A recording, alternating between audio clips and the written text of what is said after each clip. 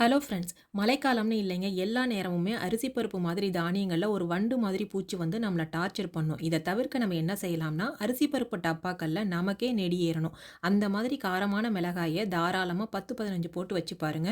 பூச்சி வரவே வராது. இருந்த பூச்சியும் காரம் தாங்க முடியாம செத்து போயிடும். அப்புறம் ஃப்ரெண்ட் ஆகிய சப்ஸ்கிரைபர் ஒருத்தவங்க நம்ம வீடியோ பார்த்துட்டு, "பருப்பு வேக வைக்கும்போது ஏன் முண்டாசு கட்டுறீங்க?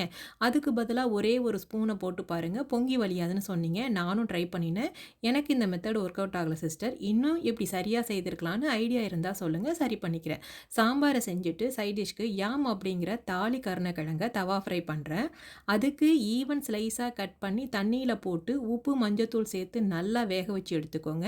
ஆறிய பின் குழம்புத்தூள் ஒரு 1 1/2 ஸ்பூன் கொஞ்சம் உப்பு சேர்த்து பெசரி தவாவுல போட்டு எண்ணெய் ஊத்தி பெரட்டி பெரட்டி கிரிஸ்பியா ஃப்ரை பண்ணி எடுத்தீங்கன்னா, அற்புதமான யாம் ஃப்ரை ரெடியா இருக்கு. சாம்பார் சாதத்துக்கு சைட் டிஷ்ஷா யாம் ஃப்ரை அமோகமா இருக்கும்.